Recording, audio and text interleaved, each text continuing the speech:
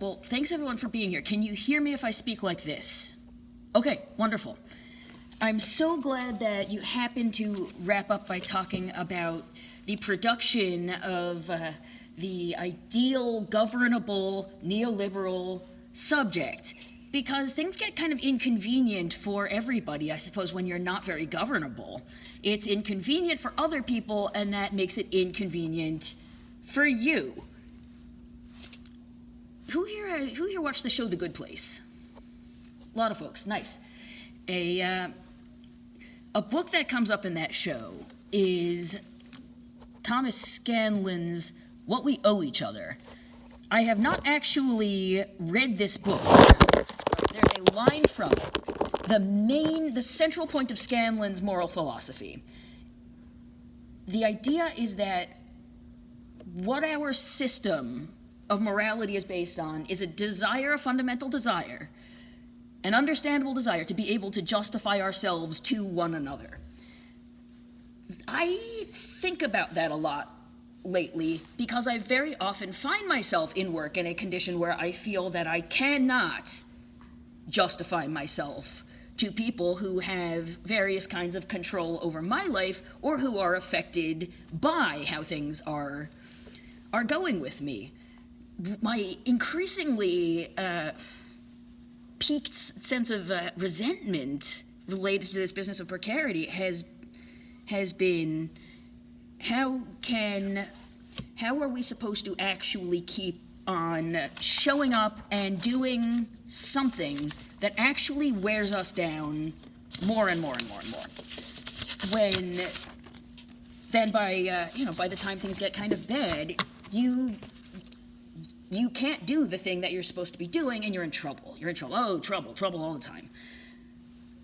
So, where I want to go with this is everyone should read this, and thank you so much. That's all I got. Just kidding. It's all in here. It's all in here. This is from 1994. This is bell hooks. This is Teaching to Transgress. So here I'm going to read a little bit from bell hooks. Teachers must be actively committed to a process of self-actualization that promotes their own well-being if they are to teach in a manner that empowers students. In the U.S., it is rare that anyone talks about teachers in university settings as healers, and it is even more rare to hear anyone suggest that teachers have any responsibility to be self-actualized individuals. Bell hooks continues, It was naive of me to imagine during high school that I would find spiritual and intellectual guidance in university settings. To have found this would have been to stumble across a rare treasure. I learned along with other students to consider myself fortunate if I found an interesting professor who talked in a compelling way. Resonates with my college experience. Most of my professors were not the slightest bit interested in enlightenment. Like many of the students hooks now teach, I was often told by powerful academics that I was misguided to seek an integrated perspective in the academy. Students fear that there are not spaces in the academy where the will to be self-actualized can be affirmed. This fear is present because many professors have intensely hostile responses to the vision of liberatory education that connects the will to know with the will to become. And then there is here a fantastic refutation of the idea so often heard that, that sounds like therapy. We don't do that. We're university, we're teachers, we don't do therapy. Yes, I know. I'll stop reading, but Hooks goes on basically to say, I do not believe my students who seek from me everything that I was just describing wish me to be their therapist. Many of them see therapists. Cannot emphasize that enough. No one is saying teachers need to be therapists and class needs to be therapy. Nobody wants, that's a terrible idea. One of the things that is just an inconvenient truth is that in this efficiency-driven world where even for an incredibly important job, we're not going to hire more than one person to do it, is that every single thing that happens to every single person who has any amount of control over other people affects all of those other people.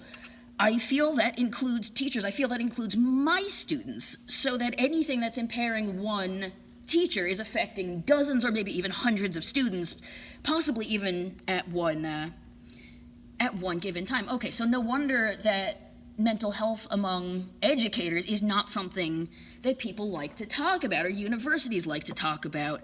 If we started taking it seriously, it could get expensive real fast. It could mean things have to happen. It would mean things have to happen differently. It would be expensive. It would have to change labor practices. I think it would be worth it even from the most ruthless capitalist standpoint. I really do. That, of course, is not the reason I am going to, however, push in the direction that I want to. Basically, what I'm trying to say is that I do not know how much I don't want to say allowed. Let's go with allowed to say about my own mental health at work. It would be a lot easier if I actually could say the pertinent things. Not being able to say the pertinent things makes the problems worse. Ever so much worse. So much worse. Everybody knows that masking is exhausting and makes it harder to do your actual job, but people don't actually seem to get how much of a problem that is for students and, the teacher who has those students, who maybe, cares about the students and also is the person in question in case we matter, just in case that actually matters. Over and over the response I hear is, oh, well, students have these protections because they're legally protected, you see. There's always this sort of splainy, oh, well, they you don't have protections because, you see, those are for students. Right, yes, I know. The reason is because students pay money to be here. That's why they have those protections. They didn't just randomly get those protections, nor are we going to without a fight. I feel that I am expected not to disclose to my colleagues or my students the ways in which things in my life affect how I am working, affect what I do. Every time I have to grade, it gets harder and harder and harder and harder for me. I think it's partly because I'm so tired of being evaluated, feeling like a, cut of meat being graded A, B, or C or something like that. And it makes me more and more disinclined to do their grades. When students ask me things like, what's the final project going to be and when is it due? I'll be like, no, please. Do I have to give you a final project? It really makes it hard for me to give people work and then grade it when I have just developed a increasingly, I think, kind of deep-seated, not lazy, not incidental, not meager dislike for it. Rather, it's a problem. It's a real problem. Last semester, I eventually got so tired of having to dissemble and explain why I was not getting grades done as quickly as I would like to. I eventually actually made the decision to disclose to my students a event that was happening in my personal life that was largely responsible for what was going on. They responded very positively because it turns out students like authenticity and they actually want to know what's going on. Also, there is this thing where if you are in touch with the struggle to self-actualize, in touch with how hard it actually is to be a person with a body and feelings, it does give you an edge in the teaching of literature. I'm just gonna say it. But when the melancholy fit shall fall sudden from heaven like a weeping cloud that fosters the droop-petted flowers all and hides the green hill in an April shroud, then glut thy sorrow on a morning rose, or on the rainbow of the salt sand wave, or on the wealth of globed peonies. You have to know that kind of thing. You can't just phone that in. Shakespeare's sonnet 49, against that time, if ever that time come when I shall see, it's a sonnet that I've come to call the divorce sonnet. I won't do the whole thing right now, but there are certain things that you can actually bring to a classroom if you are willing to expose your academic and emotional life to one another.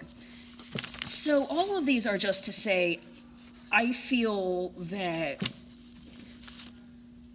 the danger of saying anything, the danger of saying what you're struggling with and why, makes the actual problem so much worse, and it affects students. One of the reasons, aside from everything that I just said, why I think this affects students, is that if only students have the right to suffer from mental health challenges, then what we're basically telling them is that this is okay while you're a kid, but there's nowhere for you to grow up. You need to get cured of this when you graduate. Otherwise, who's going to employ you?